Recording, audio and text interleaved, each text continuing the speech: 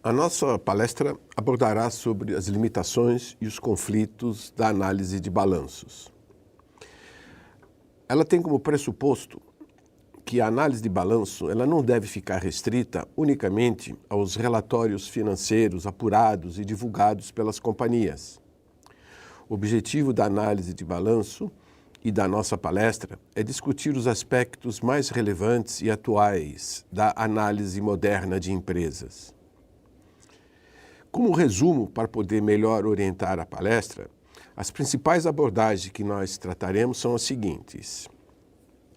A análise de balanço deve ser entendida a partir da responsabilidade básica da empresa em remunerar o capital de seus acionistas, acima do retorno mínimo desejado. Outro pressuposto. O entendimento das medidas financeiras de análise deve buscar principalmente os resultados dos proprietários de capital, a criação de valor e a continuidade do negócio. Da mesma forma ainda, a visão da análise financeira ela deve ser estratégica, deve ser ampla. A análise de balanços é uma arte que requer, além de suas técnicas convencionais, tradicionais de análise financeira, também o conhecimento dos objetivos da empresa, de suas estratégias e de todo o contexto no qual a empresa está inserida.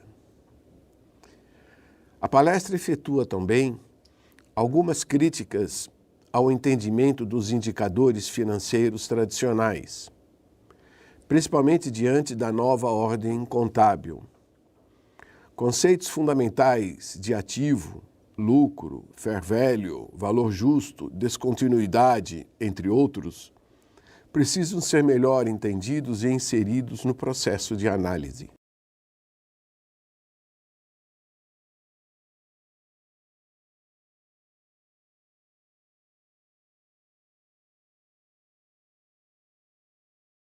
Uma empresa ela é entendida como uma unidade econômica, geradora e distribuidora de fluxos de caixa. Isso é fundamental entender-se esse conceito de empresa. Uma empresa deve sempre se preocupar em remunerar o acionista acima de seu retorno mínimo exigido. Em outras palavras, o objetivo fundamental de uma empresa é o de criar valor econômico, criar riqueza para o capital investido. Não há como justificar e analisar uma empresa sob outro pressuposto. Todas as suas decisões e estratégias financeiras estão voltadas ao objetivo de criação de riqueza. Mesmo ações de responsabilidade social, sustentabilidade, almejam produzir valor econômico. Elas só se mantêm no tempo se forem capazes de gerar valor econômico às empresas. A governança corporativa busca reduzir os custos gerados por conflitos de agentes e, assim, contribuir para a formação de riqueza dos acionistas. A presença unicamente de resultado líquido positivo por si só não se justifica. Crescimento do volume de atividade sem produzir lucro econômico é desperdício. Investimentos que remuneram somente os custos explícitos são destruidores de valor e devem ser descontinuados. O retorno produzido em determinado exercício social deve superar o custo de oportunidade de seus proprietários para que possa demonstrar boa performance. São esses parâmetros que devem ser, mais rigorosamente, objeto da análise de balanços.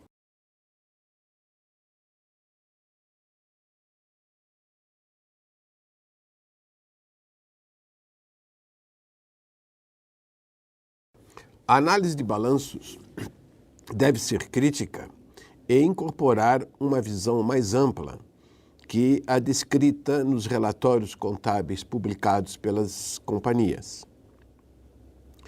A análise de balanço requer que se conheçam a empresa, as oportunidades de crescimento e ameaças, suas estratégias e modelos de gestão, o mercado em que a empresa atua, concorrência, política de preços, insumos, regulação, as características do negócio e a relação risco-retorno, o modelo contábil adotado, o ambiente econômico na qual se encontra inserida a empresa, descrito no comportamento das variáveis macroeconômicas que se relacionam mais diretamente com o negócio. Por exemplo, uma companhia aérea tem como variáveis fortemente correlacionadas o petróleo, o dólar, o PIB e a taxa de juros.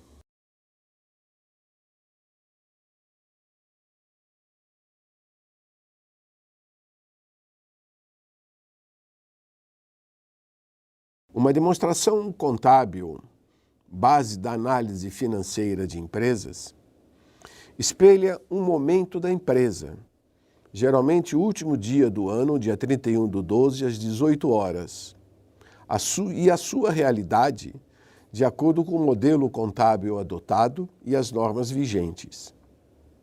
O principal pressuposto de um balanço deve ser a continuidade a longo prazo da empresa. Os ativos de uso da empresa, avaliados a fair value, a seu valor justo, informam o valor individual de seu patrimônio, admitindo a sua descontinuidade. Isto é importante entender, que o balanço ele exprime a descontinuidade de seus ativos. Informa essencialmente o valor do patrimônio da empresa em algum momento. No momento seguinte, a posição pode ser outra, na hipótese de sua descontinuidade. Desde que hajam sérias intenções de descontinuidade, o fair value dos ativos, calculado pela contabilidade, é uma medida correta, uma medida bastante útil. Caso contrário, sem a hipótese de descontinuidade, a informação não tem maior relevância.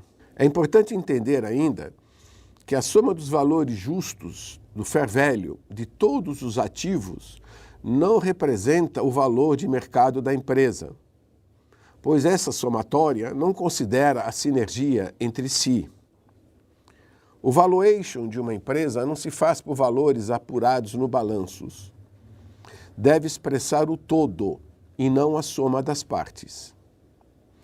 Um cuidado devemos sempre ter. Ao se relacionar lucro com ativo, tem-se no numerador do quociente o resultado apurado em determinado exercício social, de acordo com o modelo contábil adotado, e no denominador o valor da descontinuidade da empresa. Ou seja, o valor que teoricamente se obteria em caso de liquidação de cada ativo no mercado. A interpretação desse índice deve ser bastante reavaliada e discutida. Uma limitação evidente no Brasil é a dificuldade em se identificar mercados com adequada liquidez para que se possa precificar a maior parte dos ativos das empresas. O valor justo apregoado nos ativos das empresas é frágil, calculado em ambiente de negociação hipotético.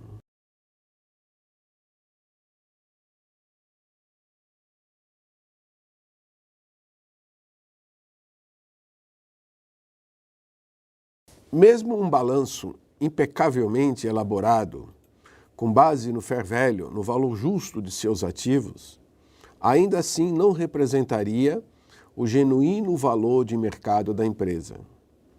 É importante que se entenda que a contabilidade não tem e nunca teve por objetivo mostrar o valor da empresa a partir de seu balanço.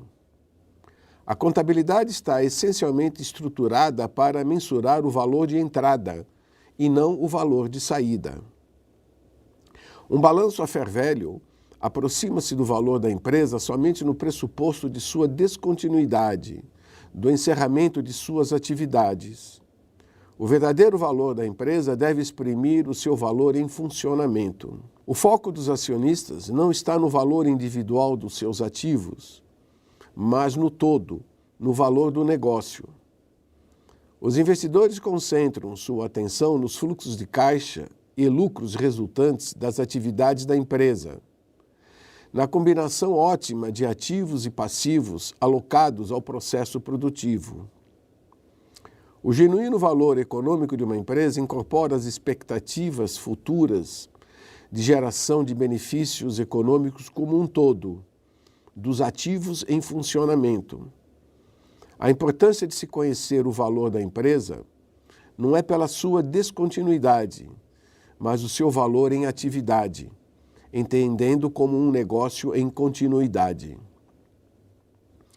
Importante registrar que o ativo não é a soma de bens, direitos e haveres.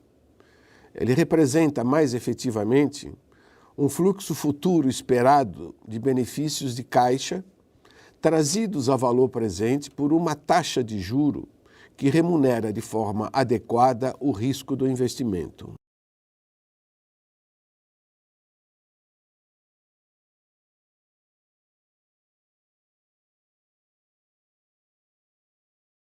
O lucro não é definido, mais rigorosamente, pela diferença entre receitas e despesas explícitas incorridas por uma empresa em um exercício, conforme usualmente descrito na demonstração de resultados. Para o cálculo do lucro genuíno, deve ser considerado também o custo implícito de capital do acionista, quanto que o investidor deixou de ganhar em aplicação similar que renunciou ao optar por outra alternativa. Despesa essa que a contabilidade teima em desconsiderar em seus resultados. Somente existe lucro após a dedução de todos os custos e despesas, inclusive o custo de oportunidade do capital investido na empresa. Esse lucro em excesso ao custo de capital foi denominado no século XIX por lucro supranormal. Posteriormente, foi batizado como lucro residual e lucro econômico. Mais recentemente, uma empresa de consultoria registrou comercialmente esse conceito com a denominação de EVA, Valor Econômico Agregado. Conhecer o lucro ou rentabilidade de um exercício somente tem sentido para a análise financeira de empresas se vier acompanhado do risco total da empresa, da informação do retorno mínimo exigido que remunera o risco do capital investido. O lucro contábil, de per si, não indica o sucesso de uma empresa. O que deve ser considerado é o resultado que excede ao custo de oportunidade, ou seja, o resultado denominado de EVA. Hicks, famoso economista do século XX, explica o lucro como todo valor que pode ser gasto hoje sem alterar a riqueza inicial. Em outras palavras, lucro representa tudo que uma pessoa pode gastar hoje e se sentir tão feliz, ou se preferirem, tão rica, quanto era ontem. O lucro genuíno aproxima-se mais de um indicador de diferença patrimonial, de diferença de riqueza.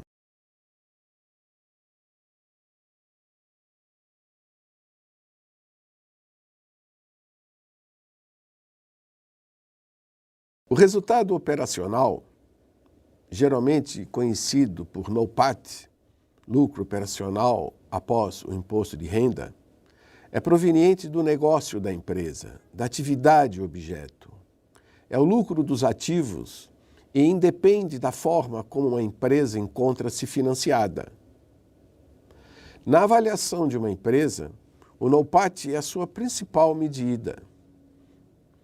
Qualquer que seja a dívida e seu custo financeiro, o NOPAT não recebe influências, ele não se altera, pois ele é mensurado antes das despesas com juros.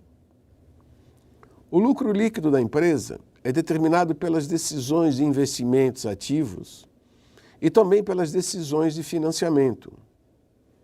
O lucro operacional, por seu lado, é formado exclusivamente pelas decisões de ativos, pelo desempenho operacional da empresa, não sendo influenciado pela forma como a empresa encontra-se financiada. O lucro operacional pertence, em outras palavras, aos credores e aos acionistas da empresa, sendo calculado pela soma das despesas financeiras líquidas do imposto de renda, que representam a remuneração dos credores, mais o lucro líquido dos acionistas. O NOPAT ainda é uma medida de viabilidade do negócio. E quando relacionado com o capital investido da empresa, indica o retorno sobre o capital investido.